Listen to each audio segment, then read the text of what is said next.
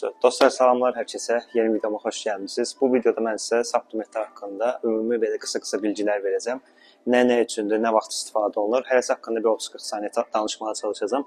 Deməli, burada bizdə var pre-workout. Məsələn, burada firma fərqləri var sadəcə.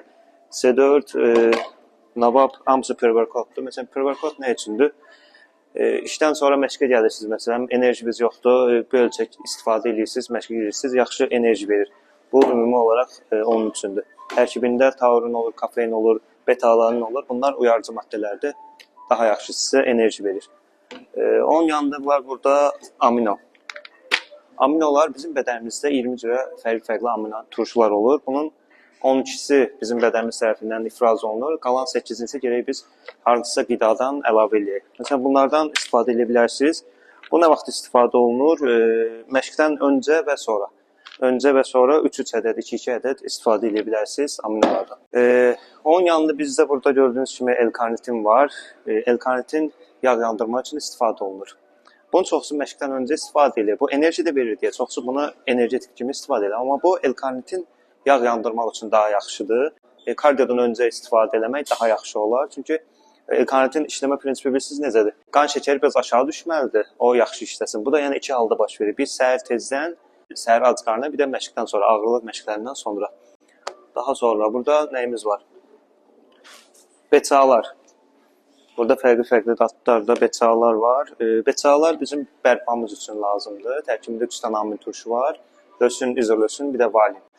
Bu, belə deyim də, əcələ yırtılması baş verir və o yırtılma 48 saatı bərpa olur. BCA biraz daha sürətləndirir o bərpanı, tezləşdirir, daha yaxşı əcələ görüntüsü göstərir. BCA-nı demədim nə vaxt istifadə olunur. BCA istədiyiniz vaxt istifadə edə bilərsiniz. BCA-nın dəqiq bir vaxtı yoxdur. Məşq vaxtı, yeməklə bir yerdə, gün ərzində suya tökürsünüz. Bir qaşıq, qaşığını da göstərəm mən sizə. Toz şəklində olur belə. Yarım litr suya, 1 litr suya tökürsünüz. Gün ərzində içirsiniz. Yəni BCA-nın dəqiq bir vaxtı yoxdur. Ondan sonra burada gördüyünüz kimi argirin və sitrin. Bunlar ikisi aşağı-yuxarı eyni şeylərdir. L-argirin, L-sitrin. Bunlar nitrik oksidi qana tez pampalayırlar. Daha yaxşı pamp olursunuz məşq vaxtı. Bunlar, belə deyim də, bir-birindən fərqi odur ki, məsələn, sitrin daha uzun müddətli pamp saxlayır, argirin isə biraz daha qısa müddətli saxlayır. Yəni, fərqləri onlar ibarətdir, başqa bir fərq yoxdur. Argirinlə sitrinin də istifadə qaydasını mən sizə deyim. Bunlar deyəm, məşqdən öncə suya tökürsünüz. 200 ml suya tökürsünüz, istifadə edirsiniz bir dəfəyə. Bu sizə yaxşı pamp verir. Bunu yavaş-yavaş içmək olmur, dadı çox pisdir. Bir də ən çox maraqlı səbəb olan supplementlərdən biri də kreatindir. Kreatin güclənmə, həcmlənmə üçün istifadə olunur. Kreatinin məşqdən öncə 3 qram, məşqdən sonra 3 qram istifadə edə bilərsiniz. 5-5 qram da istifadə edə bilərsiniz. Bu tamamən sizin məşq elədiyiniz müddətə bağlıdır. Uzun müddətli məşq edirsə 5-5 qram istifadə edə bilərsiniz. Bu sizi həm gücləndirəcək, həm həcmləndirəcək və kreatin istifadəsi zamanı bol-bol su içməlisiniz. Çünki böyrəkdə filtr olunur. Böyrəklərinizi üçləməsin.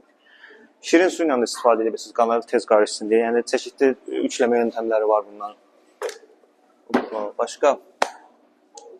Əgər, belə deyim, kilonuzu qaldırmaq istəyirsinizsə, həcmlənmək istəyirsinizsə, və burada gördüyümüz whey protein. Məşqdən sonra, məşq olan günlər, məşqdən sonra, məşq olmayan günlər isə səhər saatlarında yeməyinizə təsir eləməyən bir vaxtda istifadə eləsəniz, daha yaxşı olar bundan, whey proteindən. Bir də bunun geynilər falan da olur. Daha arıq insanlar istifadə edə bilər.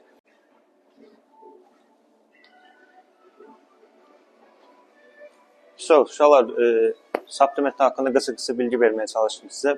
Hansı supplement haqqında bilgi istəyirsinizsə yorumlara yazın, biz cavablandıraq, köməkli eləyək sizə. Sağ olun, özünüz yaxşı.